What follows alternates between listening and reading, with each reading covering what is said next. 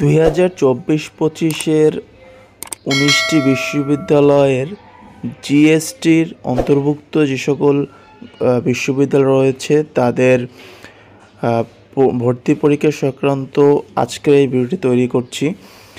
তো GST general science and টেকনোলজির গুচ্ছভুক্ত বিশ্ববিদ্যালয়সমূহের স্নাতক প্রথম বর্ষের সময়তে ভর্তি পরীক্ষা। তো এখানে তারা বলা হয়েছে 2020-21-22 সালে এসএসসি এবং সমমান এবং 2023-24 সালের এসএসসি সমমান ডিপ্লোমা ই-কমার্স বাংলাদেশ কারিগরি শিক্ষা বোর্ডের অধীনে ভোকেশনাল এ লেভেল অন্যান্য শিক্ষার্থীদের অন্যান্য সমমান পরীক্ষা উত্তীর্ণ শিক্ষার্থীরা কেবল ভর্তি পরীক্ষার জন্য আবেদন করতে পারবে।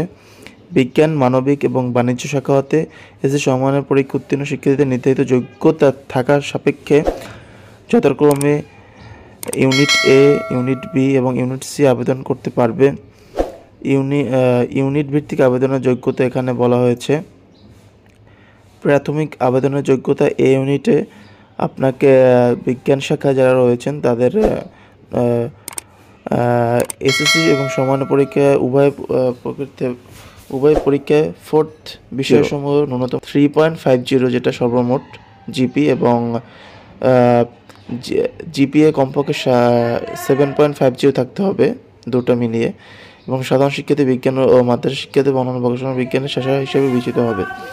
এবার বি ইউনিটে আপনাদের মানবিক শাখা এসএসসি সমান পরীক্ষা উত্তীর্ণ আবেদনকারী এসএসসি সমান পরীক্ষায় চতুর্থ বিষয়সমূহ 3 থাকতে হবে এবং সর্বমোট 6 দুই জায়গায়। এবং সি ইউনিটে বাণিজ্য এবং অন্যান্য এসএসসি সমান পরীক্ষা উত্তীর্ণ আবেদনকারীদের চতুর্থ বিষয়সহ সিজিপিএ 3 থাকতে হবে এবং দুইটা মিলে সিজিপিএ কমপক্ষে 6.50 অর্থাৎ 6.50 থাকতে হবে। এবং সিজিএ ক্ষেত্রে এবং আইসিজি এর ও লেভেল পরীক্ষা কমপক্ষে 3টি বিষয়ে বি গ্রেড 5টি বিষয়ে পাস এবং ও লেভেল পরীক্ষাতে কমপক্ষে 2টি বিষয়ে বি গ্রেড 3টি বিষয়ে পাস থাকতে হবে।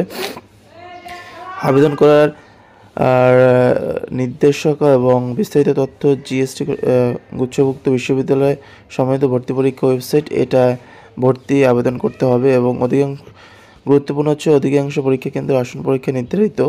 বিস্তারিত ভর্তির দ্রষ্টব্য এখানে বলা হয়েছে। তো আপনারা আবেদন করতে পারবেন 5/3/2025 থেকে, অর্থাৎ বুধবার, অর্থাৎ আজকে হচ্ছে 7 তারিখ থেকে 15 তারিখ শনিবার, আগামী সপ্তাহ পর্যন্ত সময় থাকবে। আপনারা কিন্তু এর ভিতরে আবেদন করতে পারবেন।